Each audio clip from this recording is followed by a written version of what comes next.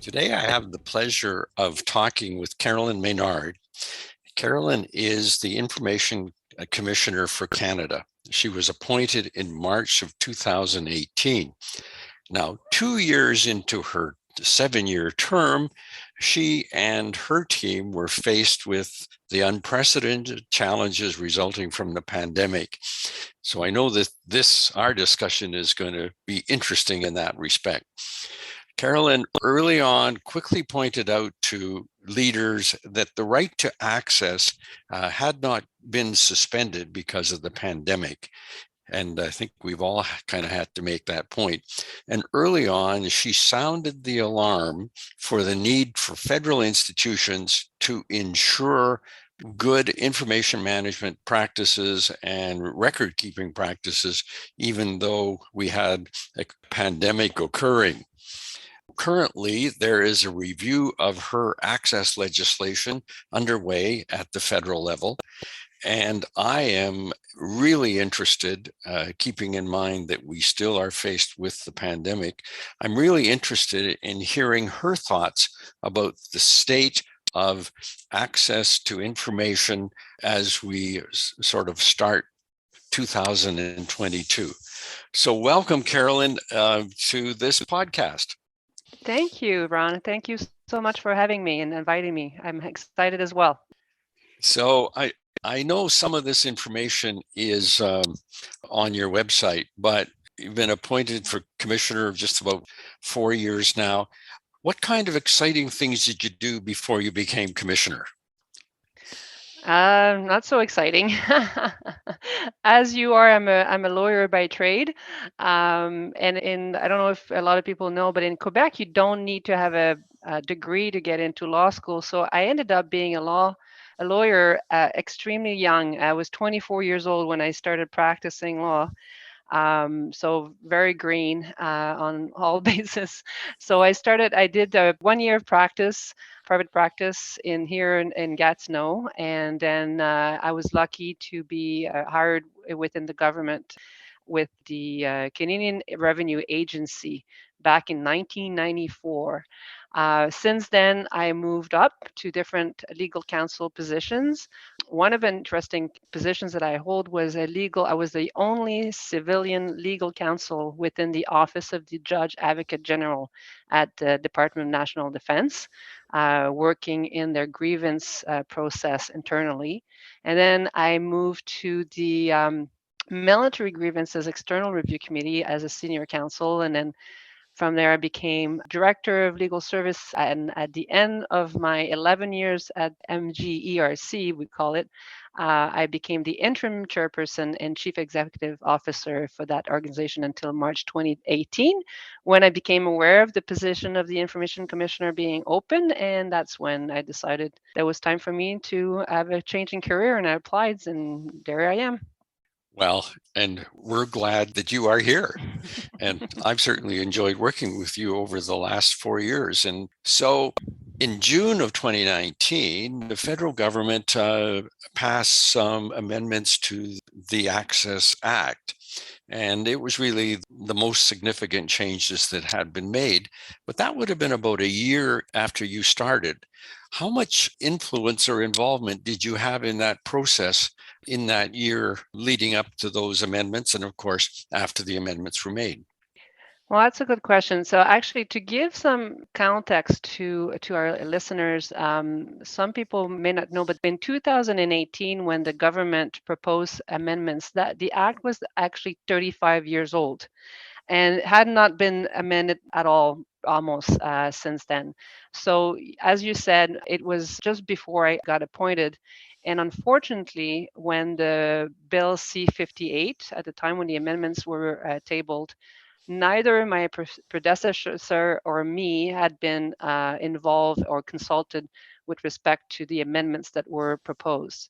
So we were a little surprised, and unfortunately, once it's tabled, it's really difficult, as you know, Ron, to get anything changed. So that being said, I was happy. During my first year, I was asked to appear before Parliament to talk about the issues that we saw within the bill.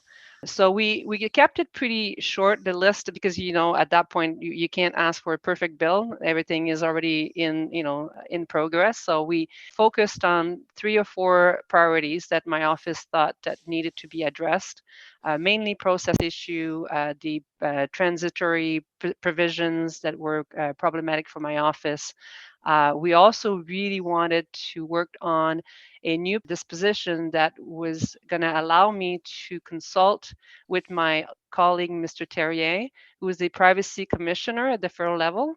So, on cases where in my investigation I would see personal information, and if I was inclined to order the disclosure of that information, I now have to consult with Mr. Terrier. So this is a new process that was put in place with these amendments, and actually is working really well. Anybody who's curious about this, we just published a report on Tuesday in a case involving medals of veterans, and Mr. Terrien was consulted in that case, and luckily we both agreed. So I was able to recommend disclosure in that case.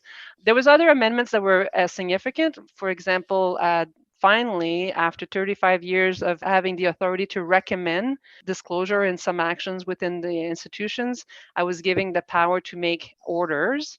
So I can now order institutions to disclose specific information, which is brand new. But the only thing is, any amendments is only applicable to new complaints. Anything that I receive at my office prior to 2019 was still subjected to the provisions from the previous act. So I cannot make orders to cases that I received before 2019.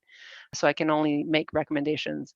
Another authority that was new with these new changes was the right to publish the reports. So for 35 years, my office was not to publish any decisions or any reports that we were issuing, which was very difficult because you have all this precedent, and you want the institutions to see that you're being consistent, and you have your position is well explained in these reports. And now that we can publish this report, we see the benefit of that, because we can tell institutions to go see our published reports.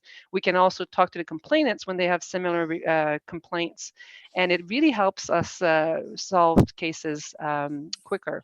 So I can't wait to have more and more of those reports published.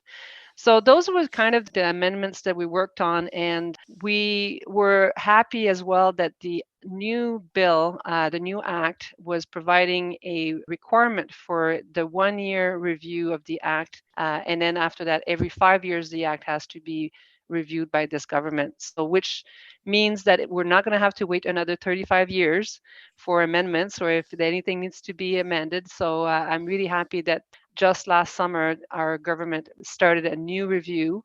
And at this point, we are being consulted. I was able to make submissions, and hopefully this review will lead to more significant changes that have been looked after from us and from stakeholders as well. So I was going to ask you about that review, but before I do, the report you released on Tuesday, if anyone's interested, I presume they can find that on your website? Yes, we have a decision database right on our first page, so you can click on that, and all the reports that we publish are available there. So you mentioned the review that's going on. So, as soon as you got the first set of amendments, all of a sudden you're into a review, as you mentioned, which started in 2020. What stage is that review at currently? Do you have any sense as to when a report might be coming out or amendments might occur?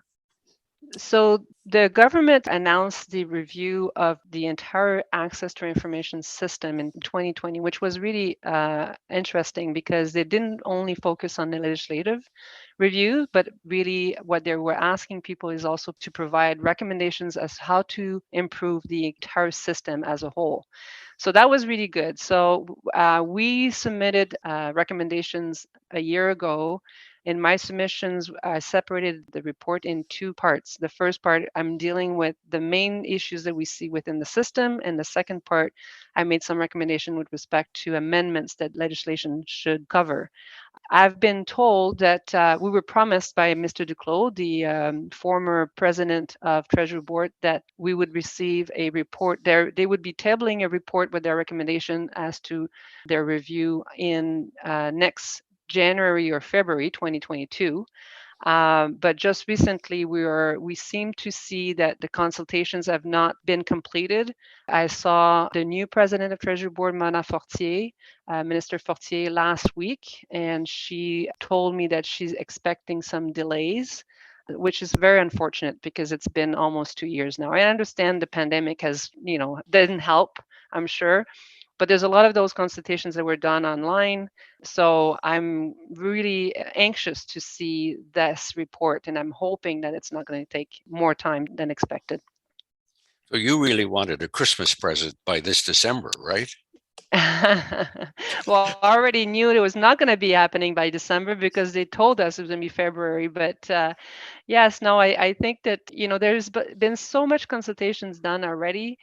And at the same time, what we've been saying to the government is don't wait for a legislative review to do something about the issues that we're seeing. So, the pandemic has just like made it even worse. The delays that were there before, the backlog in requests, this pandemic has not helped. And what we've been telling the government is you can take actions now to make this go away faster, than you don't have to wait for legislative changes. So you touched on the pandemic, and I wanted to touch on that too. I mean, this review is really the backdrop to it is the pandemic. Did the pandemic shape in any way the recommendations that you made to the review group? Well, it did and it didn't. Like I said, the issues that we were seeing in terms of the systemic issues just got worse because of the pandemic, but they were already there and everybody knew them. We were lacking resources. We're still at the federal level, very paper-based government. So once the pandemic hit, the institutions were struggling with respect to responding to access requests when the documents were stuck in their office and we were all working remotely. So that really brought, in a sense, the positive thing about this was it brought up how quickly things had to be changed and how innovation had to be put in place so that ATIP units were able to work from home and still respond to access requests.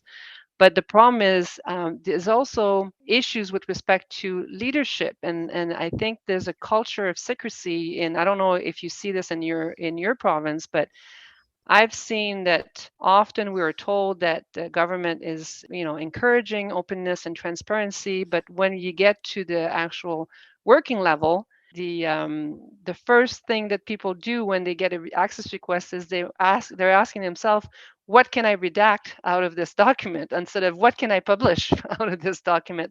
There's a tendency to hide, or not to hide, but to be worried about releasing information rather than disclosing information. So there's definitely a shift in culture that needs to happen.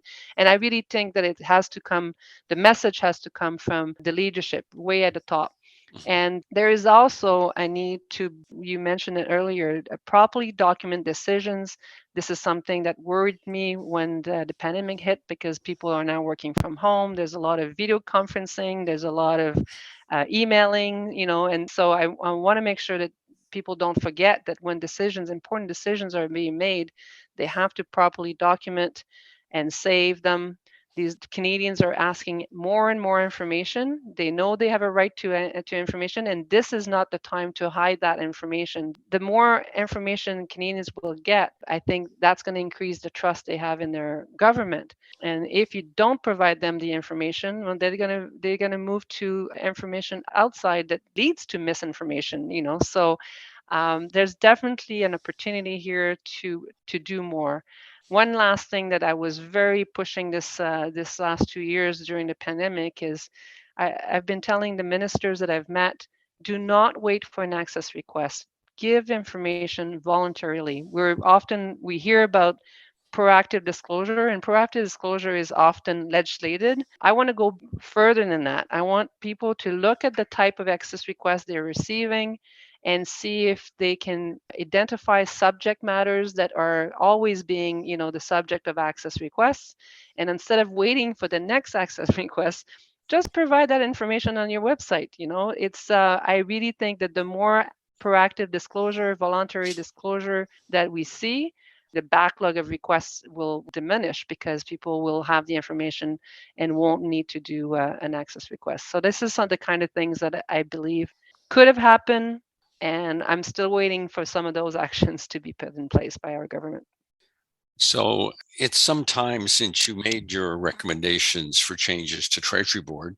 Have you picked up or have they indicated whether they're prepared to make any of those changes, or are they holding back until they issue their final report?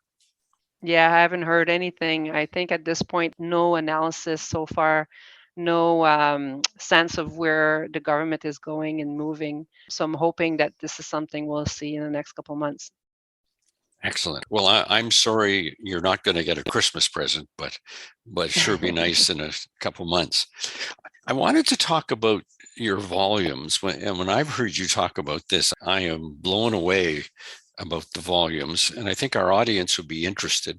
And of course, some of that is natural, normal, because you're a national organization and some 37 million people can make access requests.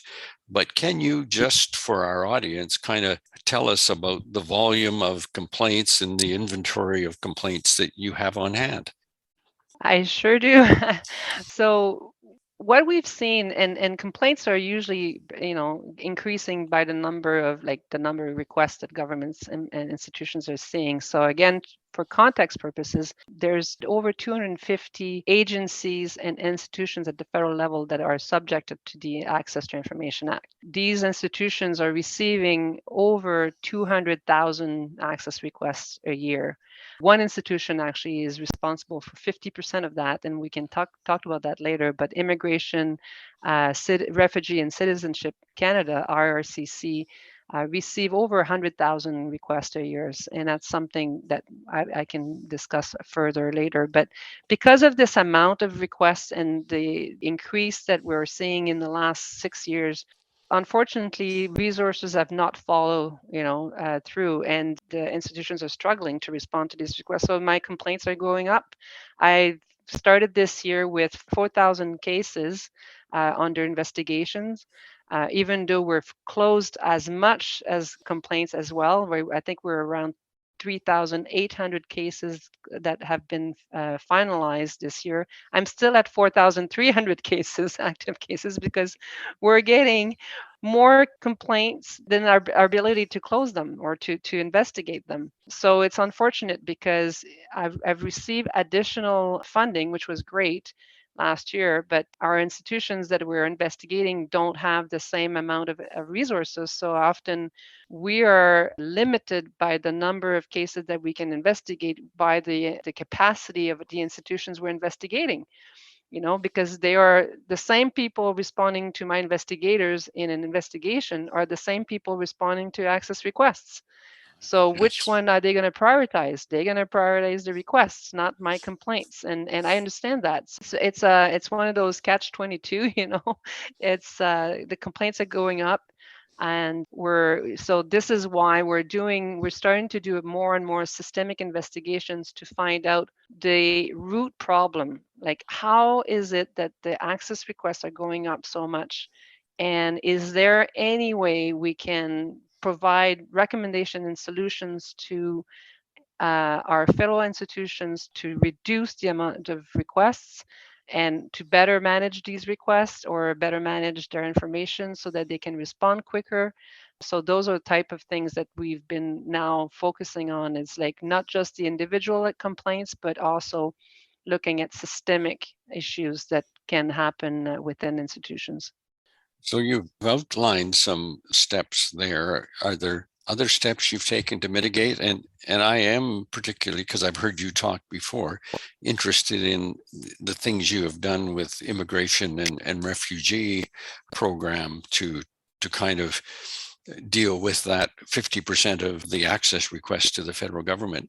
So any other steps? And if you can elaborate a little bit about what you've done with immigration and refugee.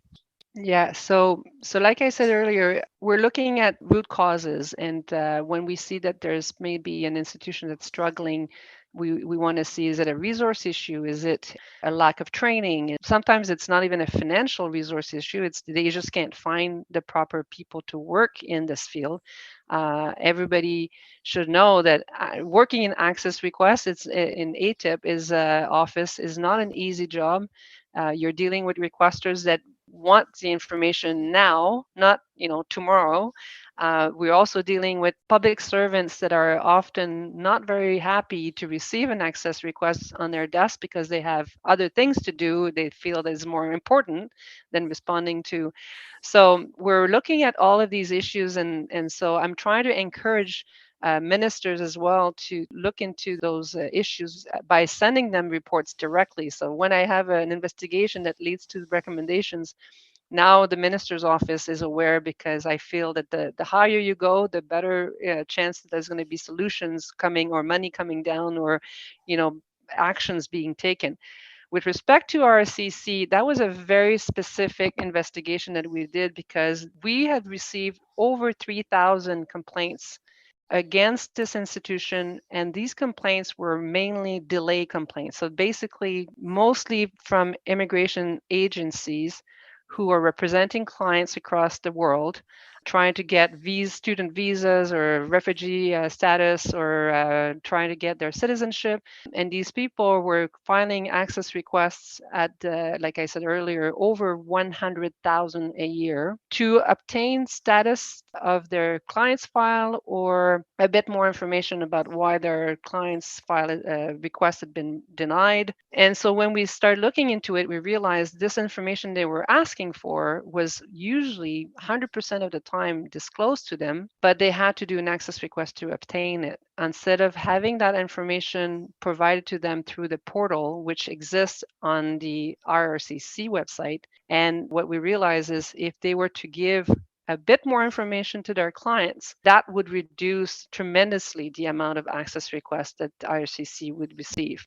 I was pleased to see that the Minister of Immigration at the time responded well to my recommendation. He definitely agreed that things had to be done. The problem again, Ron, is in terms of how much money, how much time, and is this a government priority? So at this point, we were told that it's going to probably take 2 to 3 years to change the portal to provide these clients with the information that they should receive without having to file an access request, which means that for the next 2 3 years, I'm probably going to continue to receive the same amount of complaints.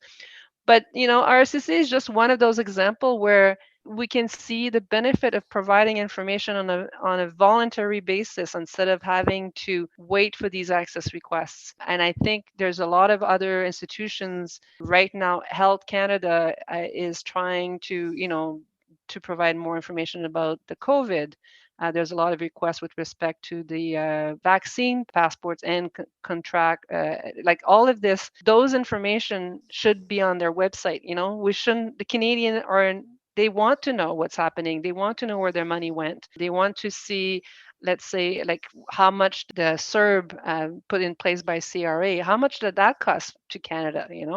So don't wait for access requests. Just provide the information on a voluntary basis, and then we will all be benefiting from that, including my office. And my office will then be able to just focus on those cases that are problematic under the Act, not just a question of timelines and things like that. But as you had said earlier, some of what you've just touched on involves a shift in the culture, so that the entire organization believes that it's good to get information out there as quickly as possible. Yes, definitely. A culture shift. So you have about 4 years left in your term. And, when one is appointed as a commissioner in the first 6 months of year, you come up with a vision. And after you would have got your vision started, the pandemic came along. And so as you sit there today, one, has your vision changed? Or number two, what's your vision for the access to information system for the rest of your term? And you're so right. When I was appointed commissioner in 2018, as a lawyer, my focus was very much on my legislative mandate. I was going in there thinking my mandate is to investigate complaints and making sure that Canadians' right to have access is properly respected by institutions. I was a very hands-on. I am a hands-on person. I'm very operational. So I was looking at our processes, making sure that we would be as efficient as possible. I talked to institutions to get their collaboration. I talked to complainants to make sure that they understood that the more we discuss, the better we understand their need, and we can focus on those requests. But the more I've done this work now, and I realize it doesn't matter how great the legislation is or how good my office is, if the government and the system as a whole and the culture as a whole doesn't change, we will never see the light at the end of the tunnel. My inventory continued to grow. So my vision has kind of shifted a bit. And now I'm looking at, like I said to you earlier, what are the things that the government and institutions can do now that could help without legislative amendments being needed, the entire system? We're talking about trying to get requests processed in a timely manner. We were talking about decisions being properly documented, information, being given voluntarily, a shift in culture for sure, investing in HR, but also in technology, taking risks, making bold decisions so that Canadians are getting the information they are entitled to. At the end, I think that the goal is to have access requests being the last resort to obtain the information. It should be, you should be able to go on the website and find the information you're looking for, and if you can't, then you can ask for it, through an access request, and then my office can help you obtain that information. But if we continue to not provide this information as clearly and voluntary as possible, we're going to continue to see issues and increases in backlogs across the government. So yes, I think I was maybe a little naive when I started, like anybody else. You think that if you work at it and you're putting, efficient processes in place, things will move along. But we are in a world that information is increasing. I've seen cases where somebody asks for 2 lines, but because it's within the 500 page long chain of email, we have to process the 500 pages of emails to give this person the 2 lines that they want. So we need to better manage our information. There's all of these things that I think everybody, public servant, ministers, leaders, directors, myself, can do better. And ultimately, it would be a better access request system for sure. Well, as I talk to you, I'm feeling guilty with those 4,300 files. If you weren't talking to me, you probably could have processed 10 of them during the time we were talking. So, but I thank you very much, Caroline, for taking the time to talk to me about your legislative reviews, cultural change, and your vision and hope for the future. Thanks very much for doing this. Well, thank you so much for having me, and I wish everybody a great 2022, an open and transparency 2022. Hopefully, COVID will give us some time to breathe. It doesn't seem to be the case at this point with all the variants that we hear about, but yeah, stay healthy, safe, and thank you, Ron, for having me on your show. I like that. An open and transparent 2022. Cheers.